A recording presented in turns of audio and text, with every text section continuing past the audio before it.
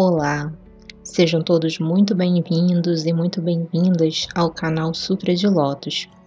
Hoje eu vou falar com vocês sobre um conceito muito importante dentro do budismo de Nichiren Daishonin, que é sobre o Ichinen Sanzen, ou a teoria dos 3.000 mundos em um único momento da vida. E por que a compreensão desse conceito é tão importante? Porque ele é a base de toda a construção teórica do budismo de Nichiren Daishonin. Mas antes de iniciar o tema de hoje, eu gostaria de pedir que se inscrevam no canal, cliquem no gostei se esse vídeo te interessou, clique no sininho das notificações para que o YouTube te notifique toda vez que tivermos vídeos novos aqui no canal e compartilhe esse vídeo com quem estiver precisando, com seus amigos, familiares, seus shakubukus. Bom, em primeiro lugar, como surgiu o princípio do Ichinen Sanzen? No Gosho Carta aos Irmãos, Nichiren Daishonin ensina: foi o grande mestre Tiantai Zizé que não apenas esclareceu os ensinamentos do Buda, mas também extraiu do repositório dos 5 ideogramas do Myoho Renge Kyo a joia da realização dos desejos dos 3.000 mundos em um único momento da vida e a concedeu a todas as pessoas das 3 nações. As 3 nações a que Daishonin se refere nesse trecho são a China, a Índia e o Japão. Mais à frente, nesse mesmo Gosho, Nichiren esclarece: a doutrina dos 3.000 mundos num único momento da vida, revelada no 5º volume de grande concentração e discernimento, é especialmente profunda. Você encontra essas citações na página 524 do volume 1 da coletânea de escritos de Nichiren Daishonin. Então, a teoria dos 3.000 mundos em um único momento da vida, Ichinen Sanzen, foi elaborada por Tiantai, na China, em sua obra Grande Concentração e Discernimento, Maka Shikan, tendo como base a essência real de todos os fenômenos contida no capítulo Meios Roben do Sutra de Lótus. O Ichinen Sanzen foi a base teórica, foi o arcabouço teórico da construção do budismo de Nichiren Daishonin. Quanto à etiologia do termo Ichinen Sanzen, Ichinen geralmente traduz-se como um único momento da vida ou uma existência momentânea da vida. Significa também uma única mente, um único pensamento.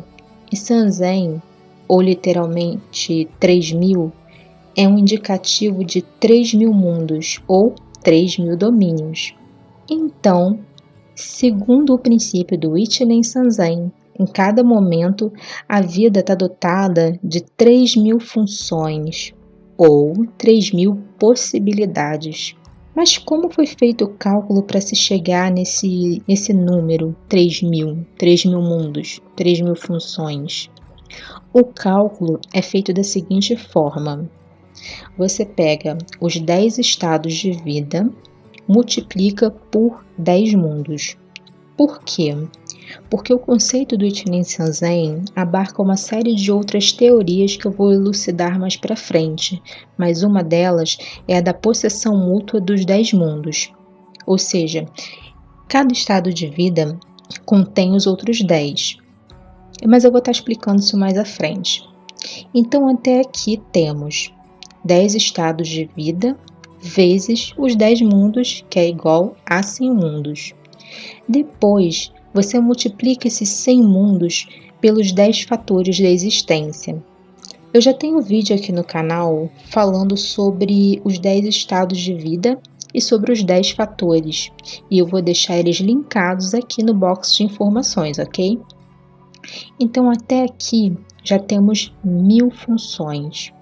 10 estados de vida vezes 10 mundos vezes os 10 fatores da existência. 1.000. E por fim, onde esses 10 mundos, esses 10 fatores, esses 10 estados de vidas vão se manifestar? Em um dos 3 domínios da existência, ou os 3 princípios da individuação, que são o ambiente natural em que vivemos, o ambiente dos seres vivos e o ambiente social. Então aqui fechamos a conta de 3.000 funções ou 3.000 mundos em um único momento da vida. Agora eu vou explicar cada uma das teorias que compõem o conceito do Ichinen Sanzen, dos 3.000 mundos em um único momento da vida. Primeiro, nós temos o conceito dos 10 estados de vida ou dos 10 mundos, que são inferno, fome, animalidade, ira, tranquilidade, alegria, erudição, absorção, bodhisattva e Buda. Como tinha dito antes, eu já fiz 2 vídeos aqui no canal falando sobre os 10 estados de vida e vou estar deixando eles linkados aqui no box de informações. Mas vamos dar uma relembrada nos 10 estados de vida. O primeiro deles, e o mais baixo, é o estado de inferno. O estado de inferno é um estado caracterizado pelo desejo de destruição de si mesmo, de outras pessoas ou do seu ambiente. O estado de inferno é permeado pelo sentimento de raiva e de ódio. E muitas pessoas acabam confundindo o estado de inferno com o estado de ira, porque no budismo de Nichiren Daishonin, a ira não possui a mesma conotação da ira do nosso dicionário. Mas já vamos chegar no estado de ira. Depois temos o estado de fome, caracterizado pela ambição desmedida, chegando até mesmo a uma compulsão. Pode ser uma compulsão por comida, por compras, por roupas, enfim. É um desejo de ter cada vez mais, mesclado a uma insatisfação crônica com aquilo que você já tem. Depois temos o estado de animalidade, que é um estado de vida onde a pessoa é completamente controlada pelos instintos animalescos, sejam eles quais forem. Sabe aquela pessoa que é muito instintiva e é pouco racional? É o estado de vida onde as pessoas temem os fortes e amedrontam os fracos. É como se a pessoa vivesse na lei da selva. Já o estado de ira, ele indica a maldade, a perversidade, a vilania. Não é exatamente a raiva do estado de inferno. Um exemplo clássico da manifestação do estado de ira é a competição, que é muito comum hoje em dia. Quando você necessita reafirmar sua superioridade sobre outras pessoas, nem que para isso você precise puxar o tapete delas ou prejudicá-las. Exemplo, você está trabalhando numa empresa há muitos anos e chega um funcionário novo na empresa onde você trabalha. E você imediatamente já começa a enxergar aquele funcionário novo como uma ameaça, como alguém que pode roubar o seu cargo, seu emprego, a sua posição na empresa. Então você já começa a planejar formas de prejudicar aquele funcionário, seja difamando ele para o seu chefe, ou boicotando o trabalho dele, dentre outras coisas. Depois, temos o estado de tranquilidade, que também é conhecido como estado de humanidade. O próprio nome já denota o que significa viver nesse estado de vida. O problema desse estado é que a tranquilidade é efêmera, pois essa paz interior conquistada no estado de tranquilidade não está alicerçada no estado de Buda. Depois, a gente tem um estado de vida que as pessoas mais buscam, que é o estado de alegria, que advém da realização de um desejo ou da superação de um problema. Esse estado de vida é maravilhoso. O problema é que o estado de alegria é efêmero. Ele dura até o próximo problema ou desafio aparecer na vida da pessoa. Por quê? Porque tanto o estado de tranquilidade quanto de alegria dependem completamente de circunstâncias externas ao indivíduo. Ocorre que as circunstâncias externas, como a gente bem sabe, elas mudam constantemente. Então, tanto o estado de tranquilidade quanto o estado de alegria não duram muito tempo. Eles duram até aparecer o próximo problema, o próximo desafio. Depois do estado de tranquilidade, nós temos o estado de erudição, onde a pessoa busca satisfação através da aquisição de conhecimento, o que é, por si, maravilhoso, porque aqui a pessoa já adquire uma certa independência das circunstâncias externas para alcançar a felicidade. Depois do estado de erudição, nós temos o estado de absorção, onde a pessoa alcança satisfação não pela tentativa de absorver o conhecimento dos outros, mas pela observação dos próprios fenômenos da vida. A gente tem até aquela lenda, de que Isaac Newton observou uma maçã caindo no chão e descobriu a lei da gravidade. Então esse seria mais ou menos um exemplo do que seria o estado de absorção. O problema dos estados de erudição e absorção é que neles a pessoa fica centrada apenas em si mesma. Ela busca a satisfação apenas no seu autoaprimoramento e ela fica completamente alheia ao sofrimento de outras pessoas. Então, depois do estado de absorção, nós temos o estado de Bodhisattva, que se manifesta na compaixão, no desejo de salvar outras pessoas do sofrimento. E por último, nós temos o mais elevado estado de vida, que é o estado de Buda. O estado de Buda é caracterizado pelas virtudes da sabedoria, da coragem, da benevolência. É o maior estado de consciência que um ser humano pode alcançar. Através da sabedoria do estado de Buda, a pessoa adquire uma completa compreensão da vida e de todos os fenômenos da vida. E ela é capaz de enxergar que por trás de todos esses fenômenos existe um princípio maior, que no budismo nós denominamos de Myoho Renge Kyo. O estado de Buda é um estado de consciência tão elevado que nele a pessoa é capaz de encontrar a satisfação só pelo fato de estar viva. Então, os estados de vida, como já vimos, eles são estados de consciência, como se fosse uma escadinha que vai subindo desde o estado de inferno até chegar no mais alto patamar de consciência que uma pessoa pode alcançar, que é o estado de Buda. Um outro princípio que compõe o Ichinen Sanzen é o princípio da possessão mútua dos 10 mundos, o qual elucida que cada estado de vida contém os outros 10. Isso explica por que a mente de uma pessoa oscila de um estado de vida para o outro. Segundo consta na página 127 do livro Preleção dos Capítulos Robin e Juryo, abre aspas, o grande mestre Tiantai da China estabeleceu sua doutrina principal de Ichinen Sanzen com base nesse trecho e no conceito da possessão mútua dos 10 mundos. O ensino do Sutra de Lótus, que abre o portal da sabedoria do Buda para todas as pessoas, é a revelação de que todos os seres dos 9 mundos são dotados com o estado de Buda. Com base nesse princípio, Tiantai expressou a essência real e inescrutável com os conceitos da possessão mútua dos 10 mundos.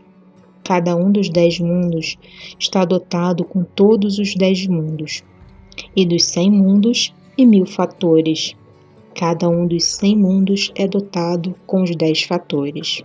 O domínio do meio ambiente é então esclarecido quando chegamos à citação no capítulo Juryo, de que este mundo Saha é a terra onde o Buda habita eternamente.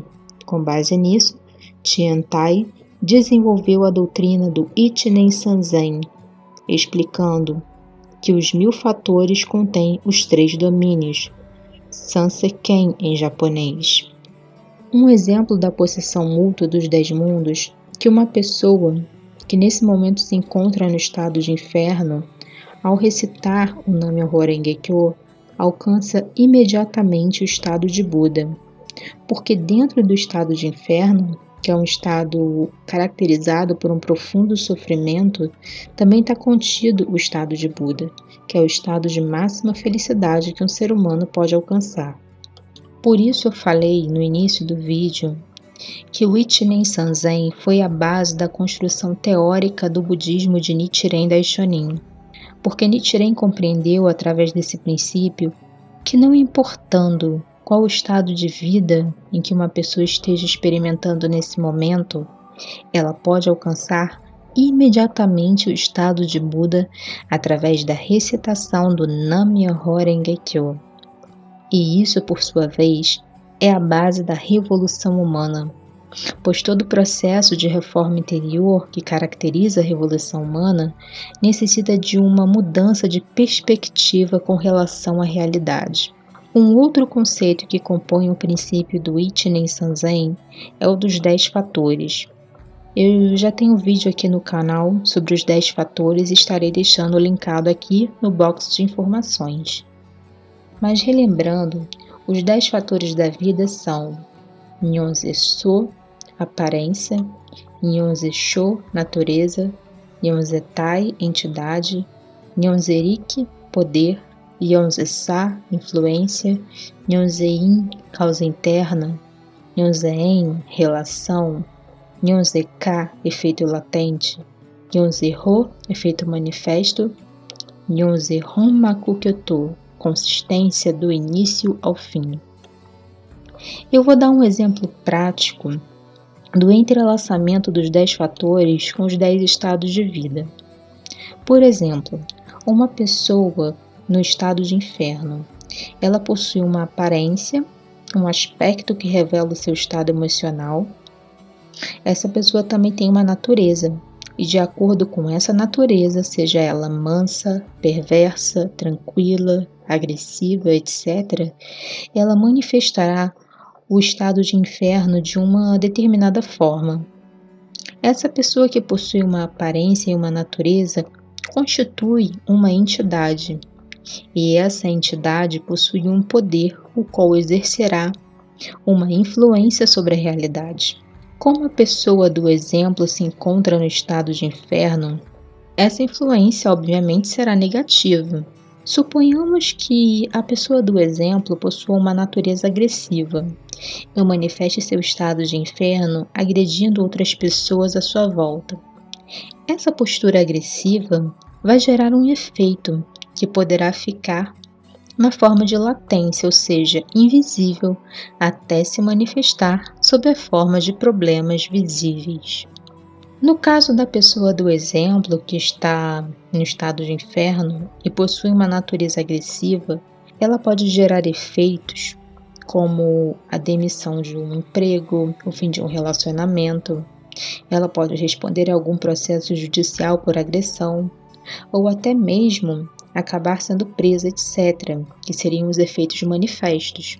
E isso acontece de forma consistente em cada estado de vida que a gente manifesta. E eu estou tentando dar exemplos práticos para que vocês possam compreender como em um único momento da vida existem 3.000 possibilidades. O Ichinen Sanzen faz parte da existência. Nós já vivemos ele a cada instante, ainda que não saibamos. Mas na prática, a compreensão desse princípio nos revela o poder de decisão que cada instante nos oferece, partindo sempre da convicção de que todos nós possuímos de forma inerente o estado de Buda. Dessa forma, podemos usar cada instante para revelar o poder do Buda dentro de nós, criando causas e efeitos positivos que vão mudar o nosso destino e influenciar o ambiente ao nosso redor. Bom, então esse foi o vídeo de hoje. Espero muito que tenham gostado e compreendido o conceito. Se gostou do vídeo, deixe o seu gostei e se inscreva no canal. Um grande abraço e aguardo vocês no próximo vídeo.